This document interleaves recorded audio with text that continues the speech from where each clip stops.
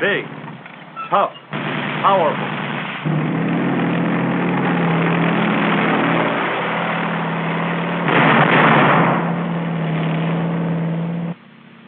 How'd you like to knock one of them out, soldier?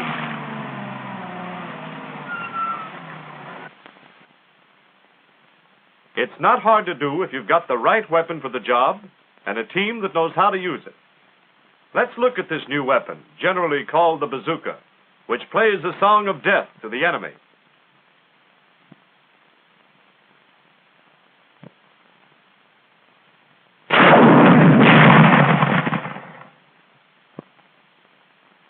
The team usually consists of 2 men, the gunner carrying the launcher and the loader with ammunition bags of 3 rounds each. The M1 rocket launcher is just a piece of pipe with a shoulder stock, hand grips, sights, and an electric gadget that fires the rocket. Here the loader shows you the 2 types of rocket. The M7 rocket, painted black with white letters, is practice ammunition.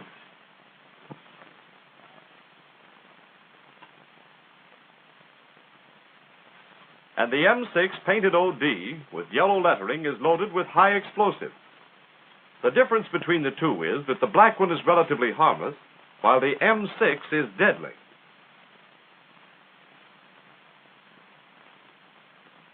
It's simple enough. It's got a high explosive head.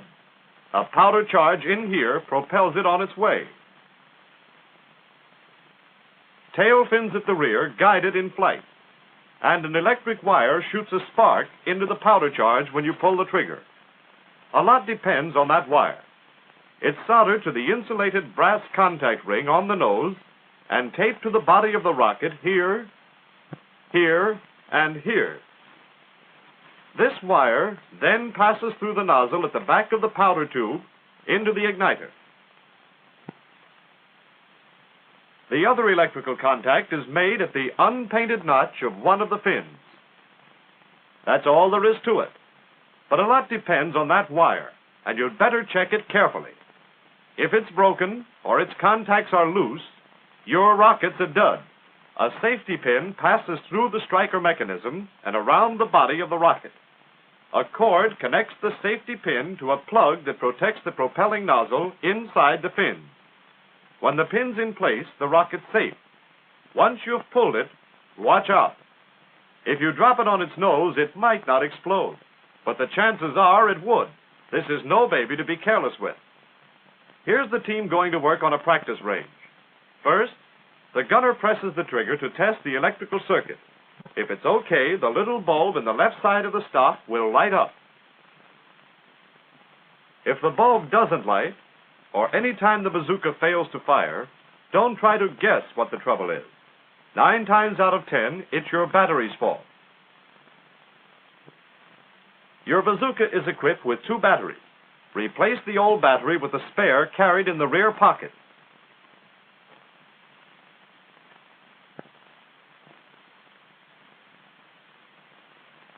If the launcher still won't fire, check your trigger mechanism. It may need cleaning.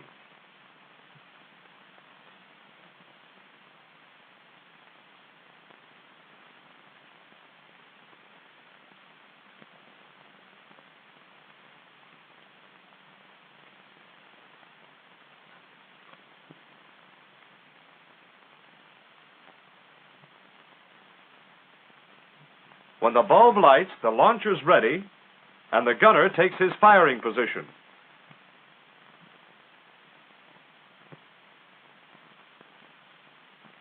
The bazooka can be carried loaded. If necessary, it can be loaded and fired by 1 man. However, as you can see, this procedure is both slow and difficult. 2 men can do a better job.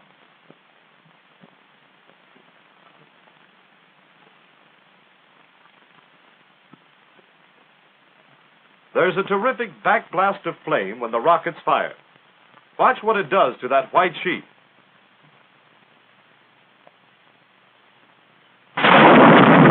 Get the idea? Rule number 1, keep away from the rear of the launcher.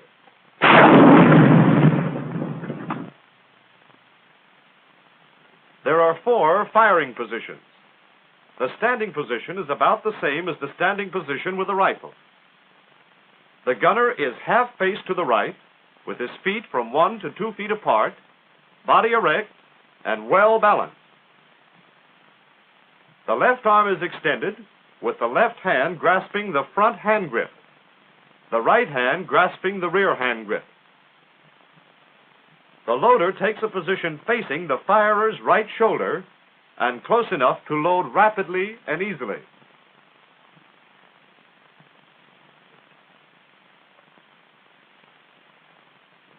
In this position, you traverse by moving the body from the ankles up. While the gunner is tracking, the loader must keep away from the rear of the launcher. Other firing positions are prone, sitting, and kneeling. In the prone position, the spine is straight, the legs close together. The body must be kept at an angle of not less than 45 degrees to the line of aim. If it isn't, you're likely to get a hot foot or something worse from the backblast.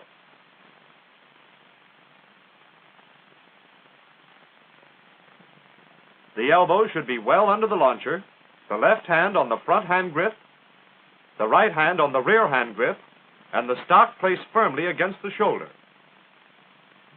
The loader gets flat on the ground, resting on both elbows, and at right angles to the line of aim. The loader should be opposite the firer's right shoulder and close enough to do his job.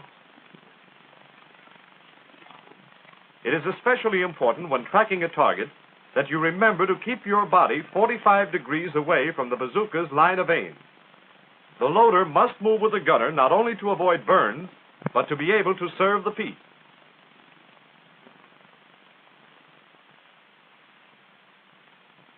In the sitting position, the gunner faces half right from the target with his legs crossed. He leans slightly forward from the hips with his back straight. The left arm is extended, and the right elbow is up to form a pocket for the stock. Neither elbow should be rested. The launcher is held as in the standing position. The loader sits opposite the gunner's right shoulder at right angles to the line of aim. His legs are crossed right over left, and he is close enough to the gunner to do his job without strain.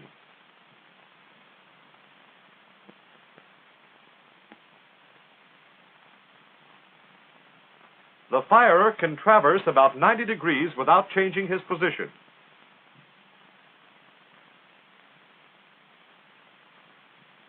The kneeling position is similar to the anti-aircraft position with the rifle.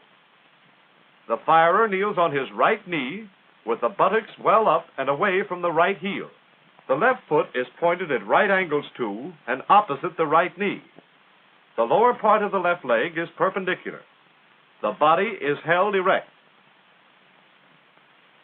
The loader kneels with one or both knees on the ground and faces the gunner's right shoulder.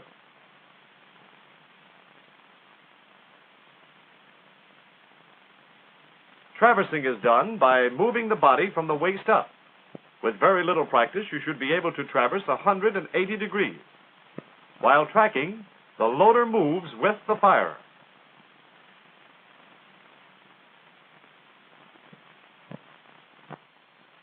Now let's take up sighting and aiming. The first step is range estimation. It should be constantly practiced by estimating the ranges to prominent points on the terrain which have been previously measured.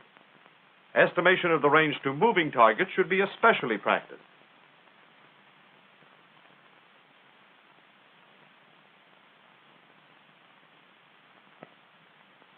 At short ranges, the rocket is very accurate. The most effective ranges are from 1 to 200 yards or less. Due to the high trajectory, it is difficult to make hits at ranges over 300 yards.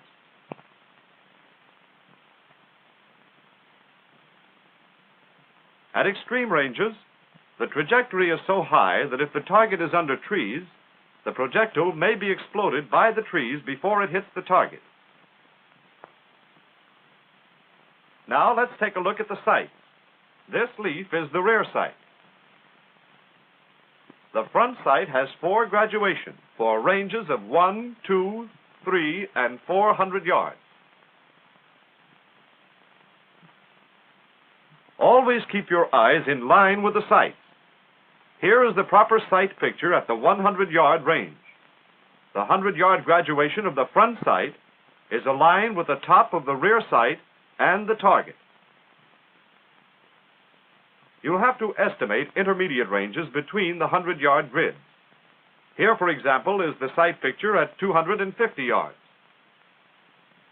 Ranges over 400 yards must also be estimated.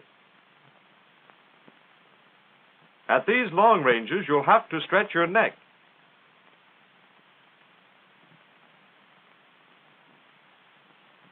At short ranges, hold low, on the bottom of the target.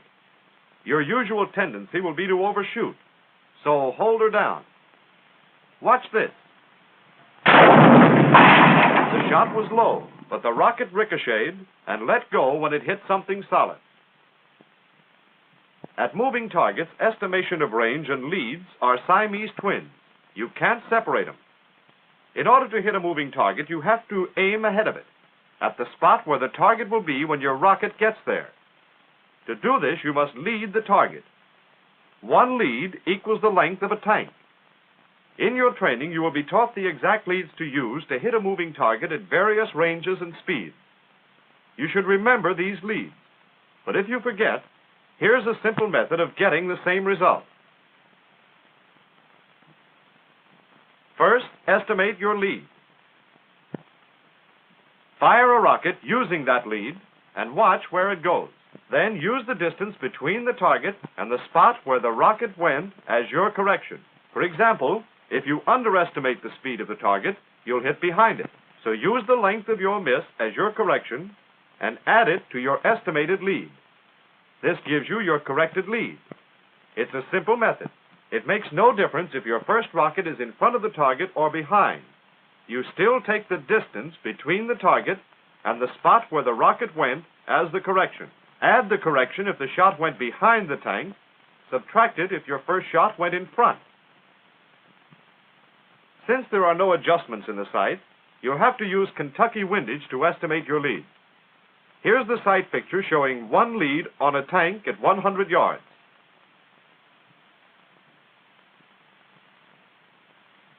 All sighting should be done with both eyes open. This is particularly important when you're tracking a moving target. When firing, wear goggles and, if available, a glove on the left hand. Now that you've got the target lined up, let's talk about trigger manipulation. Use a smooth, steady, rearward pressure.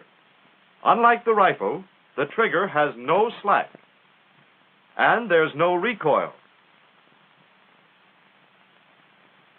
Here's a rifle grenade. Watch the recoil.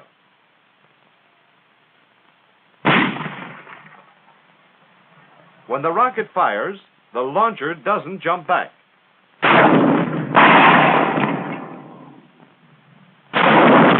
It takes a little time for the rocket to get out of the tube. So keep your sights lined up on the target until the rocket's left the launcher and is well on its way.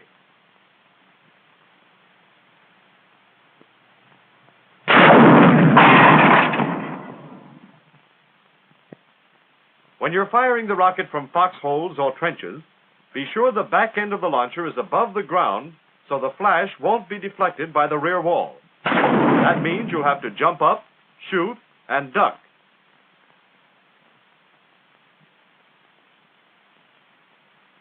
At night, the rocket has a distinctive flash to the rear, but no muzzle flash.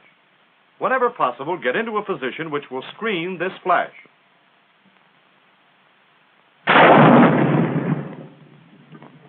The same team is firing here, but they're properly screened and you can't spot them.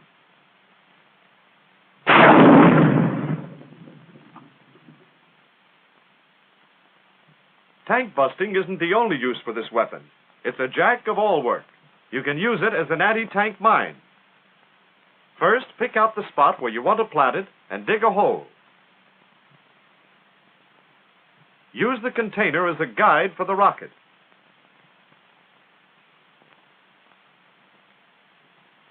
punch a hole through the bottom.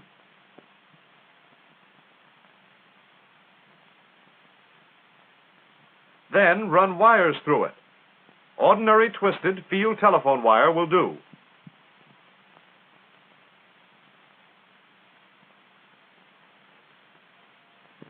Attach one wire to the wire leading to the brass contact ring on the nose.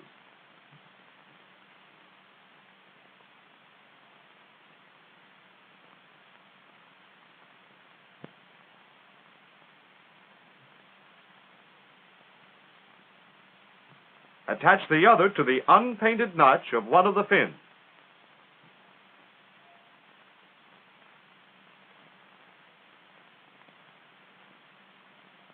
Then remove the safety pin and plug.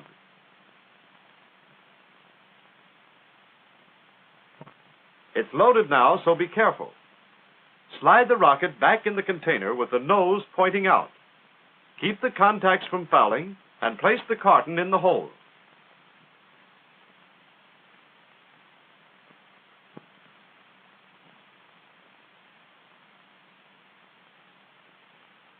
Lead the wires outside the hole to a concealed position.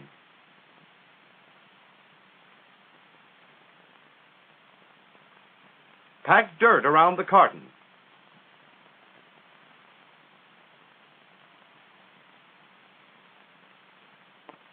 Be sure to remove the excess dirt.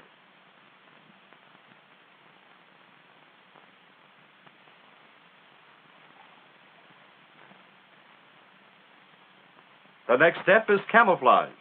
You can cover traces of your work with a branch, like this.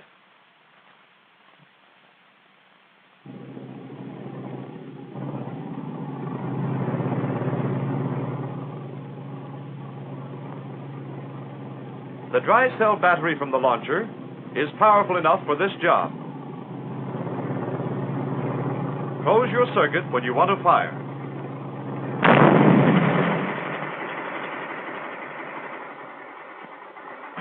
And the tank will never know what hit it. Here's another trick. Bury the rocket horizontally in the side of a cut or bank like this.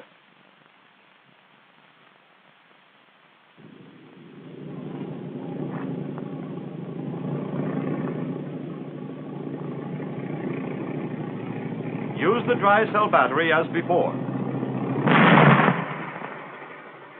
And one more tank crew will be singing, "Show Me the Way to Go Home." If you ever want to punch a hole in a pillbox or a wall, remember the rocket. And it can do a pretty job on other vehicles than tanks. One rocket in the cylinder block, and the engine's ready for the scrap heap.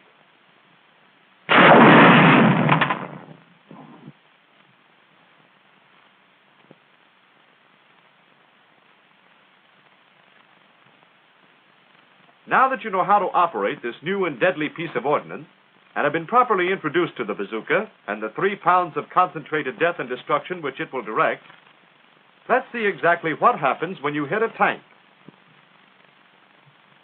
That target is a piece of heavy steel plate. You won't find many tanks with heavier protection, and even the biggest tanks have thinner armor in many places.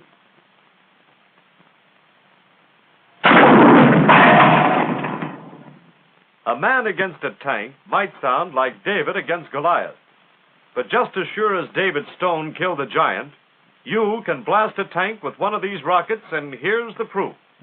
A hole an inch in diameter, blown through the steel plate. And now take a look at this. These silhouette targets were placed 4 feet behind the steel plate. Every one of these holes was made by a flying fragment of red-hot steel. And there are more than 200 of them. This is what happens to a tank crew when a rocket hits. This M6 rocket is tough on tanks if you know how to use it.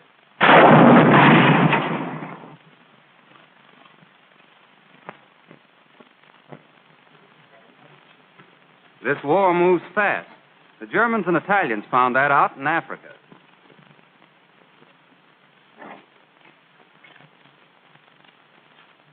We picked up some things, too. Even while this picture was being filmed, changes were being made in the bazooka and the rocket. changes based on the experience of the men who fired them overseas. In every case, the improvements you will find make your weapon simpler and more effective. Your launcher has an instruction tag. Read it. Every word is important from the first line to the last. Paste it in your memory. Follow its rules. Your bazooka will do the rest. Let's take up the changes in the launcher first. There's a wire wrapping of 20 inches at the rear end, from here to here. The contact box, which used to be in this position, has been removed. Instead, there are two spring contacts at the rear on either side of the launcher. These contacts are used in the new method of loading, which you will see in a few moments. There's a sling on the new launcher. It makes it a lot easier to carry, and you can get it into firing position in a hurry. You may get a launcher which has no front hand grip. In this case, the left hand supports the tube and is placed directly in front of the trigger guard. There's a flash screen at the front end of the launcher to stop unconsumed particles of powder. Those are the changes in the launcher, and they're all designed to help you and destroy the enemy. Now let's take a look at the difference between the old rocket and the new one, called the M6A1 and, as here, the M7A1. You'll remember the old rocket had a contact band at the nose and a wire leading to it and extending down the side of the rocket.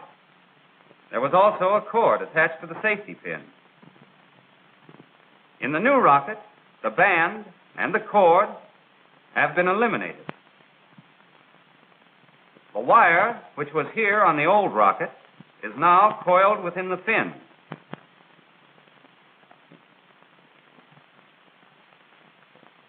Here's the new rocket, and you can see how much simpler it is.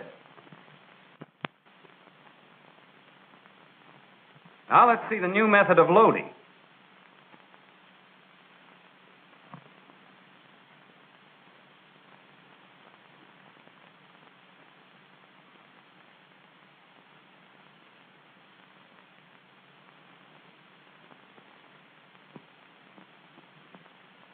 We'll slow that up and show you the changes. As before, the loader stands to the right, facing the gunner. The gunner taps the loader and says load. The loader repeats load and, holding the rocket with his left hand, palm up, presses down the tail latch and pushes only the head of the rocket into the launcher.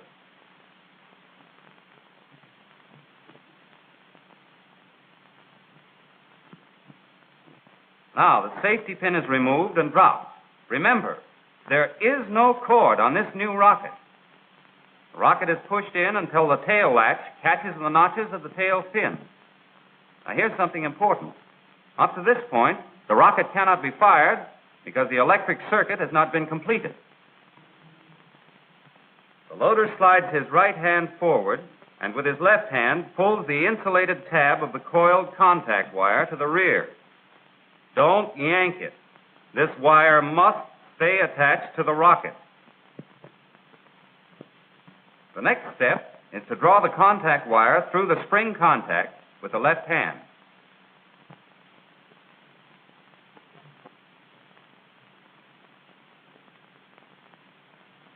There are two of these contacts.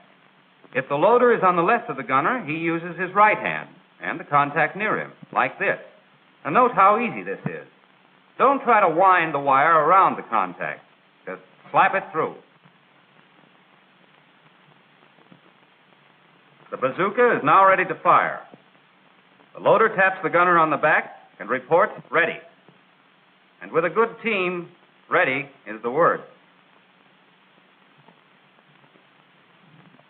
There are several other improvements in the bazooka which you may see in the near future. For example, here's a two-piece launcher. This is designed for easy carrying and stowage and for special use by paratroopers. One quick turn and the launcher is ready for action.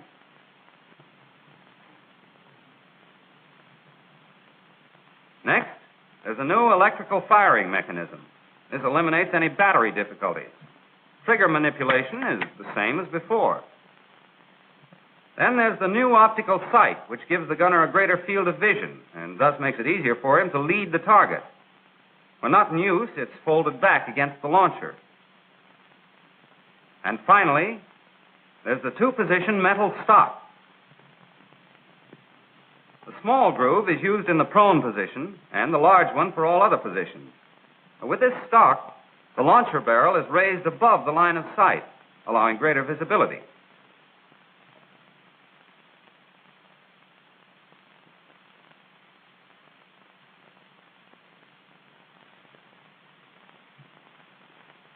Well, that's it. The bazooka with these improvements is easier for you to handle and deadlier for the enemy to handle. Now learn and remember what you've seen in this film. You're going to be over there yourself.